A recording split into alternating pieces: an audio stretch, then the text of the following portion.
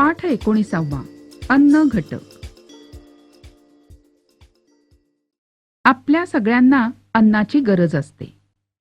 अन्न पदार्थ खाण्यामधून आपल्या शरीराला विविध प्रकारचे अन्न घटक मिळतात. हे अन्न घटक कोणते आहेत ते आपण बघूया.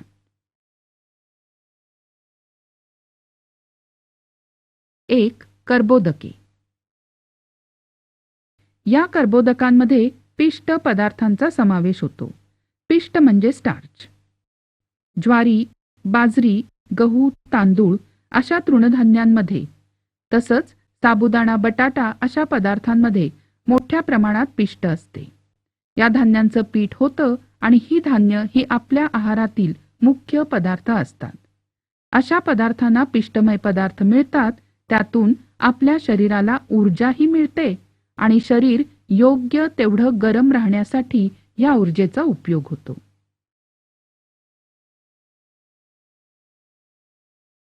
कर्बोदकात समाविष्ट आहे शर्करा.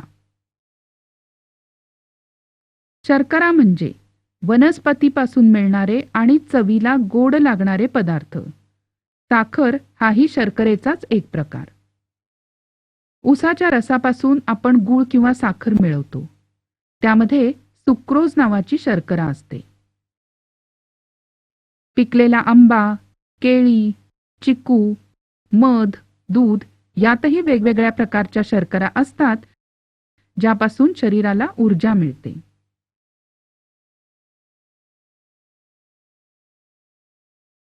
यानंतर तंतुमय पदार्थ. गहू, ज्वारी असं धान्य जर आपण बारीक दळून आणलं तरी ते एकसारखं बारीक होत नाही. जेव्हा आपण हे पीठ चाळतो तेव्हा चाळणीवर थोडा चाळ शिल्लक राहतो.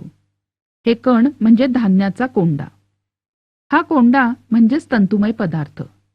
अन्नमार्गात तंतुमय पदार्थाचा वेगळा उपयोग असतो.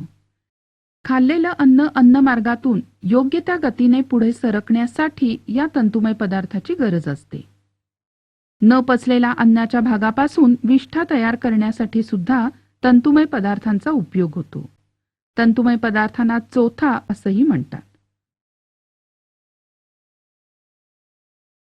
फळांच्या साली, भाज्यांच्या शिरा, पालेभाज्या हे सर्व तंतुमय पदार्थ आहेत.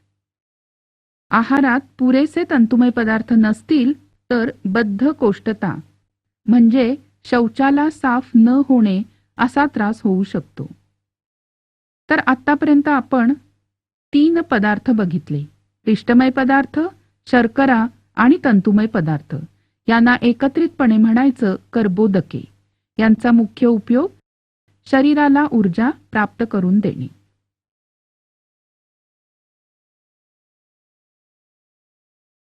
आता दुसरा पदार्थ म्हणजे स्निग्ध पदार्थ.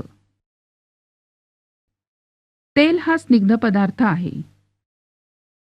पिष्टातून मिळते त्यापेक्षा दुप्पट ऊर्जा स्निग्ध पदार्थापासून मिळते, परंतु आपल्या आहारात हे पदार्थ थोडे कमी प्रमाणात असतात. दुधापासून मिळणारी साय, लोणी, तूप, वनस्पतींपासून मिळणारे तेल हे स्निग्ध पदार्थ आहेत. आहारात आलेल्या स्निग्ध पदार्थांपासून शरीरात चरबी तयार होते. जर काही काळ अन्न मिळालं नाही तर या चरबीपासून शरीराला ऊर्जा मिळते. चरबीचा एक थर आपल्या त्वचेखाली असतो, ज्यामुळे आपल्या शरीराला आकार मिळतो. तसंच शरीराची उष्णता राखण्यासाठी ब्लँकेट प्रमाणे या थराचा आपल्याला उपयोग होतो. नाजूक वस्तूंना जसं पुठ्ठा, थर्मोकोल यांचं संरक्षण मिळतं, तसंच चरबीमुळे आपल्या शरीराच्या आतल्या इंद्रियांचं संरक्षण होतं. यानंतरचा अन्न घटक म्हणजे प्रथिनं. शरीराच्या बांधणीसाठी प्रथिनांची गरज असते. शरीराची सतत झीज होत असते. एखाद्या वेळेला छोटी मोठी इजा होते. अशा वेळेला शरीराची दुरुस्ती करण्यासाठी आणि शरीराची वाढ होण्यासाठी प्रथिनं भरपूर प्रमाणात घेतली पाहिजेत. विविध कडधान्य, डाळी, शेंगदाणे, दूध, दही, खवा, पनीर, अंडी, मांस, मासे हे प्रथिनांचे मुख्य स्रोत आहेत.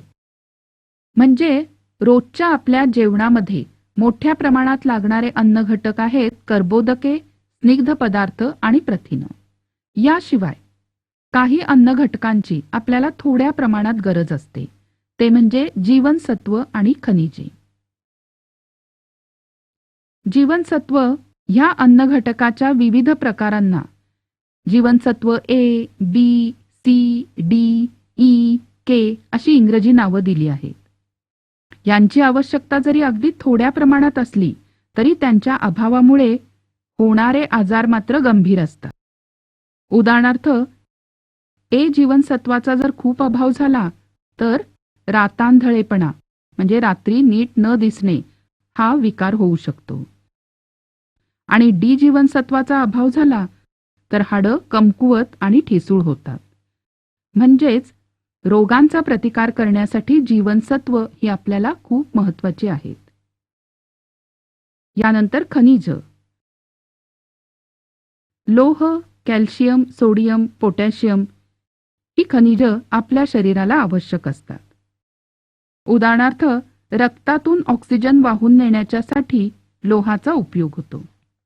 आणि जर लोहाचं प्रमाण कमी झालं तर पुरेसा ऑक्सिजन मिळत नाही आणि म्हणून सतत थकवा जाणवतो, ज्याला म्हणतात ॲनिमिया म्हणजे रक्तक्षय किंवा पांडुरोग. कॅल्शियम या खनिजामुळे आपली हाडं मजबूत होतात. विविध फळं, पालेभाज्या, मोड आलेली कडधान्य, धान्याचा कोंडा यातून आपल्याला जीवनसत्व आणि खनिज मिळतात. म्हणूनच शक्य ती फळं सालीसकट खायची आणि पिठातला कोंडा चाळून फेकून द्यायचा नाही. आपली प्रकृती उत्तम राहावी असं तुम्हाला, मला, सगळ्यांनाच वाटतं आणि त्यासाठी सर्व अन्न घटकांचा योग्य तेवढा पुरवठा करणारा आहार आपण घेतला पाहिजे. हा आहार म्हणजेच संतुलित आहार. यानंतर पोषण आणि कुपोषण. एखाद्या व्यक्तीला तिच्या आहारातून पुरेसे अन्न घटक जर मिळाले नाहीत तर ती व्यक्ती कुपोषित आहे असं आपण म्हणतो.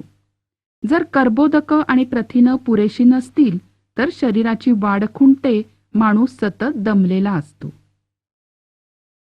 तसंच आहाराविषयी असलेल्या गैरसमजुती म्हणजे खूप दूध, तूप, चॉकलेट, केक खाल्लं की मूल सुदृढ होतं.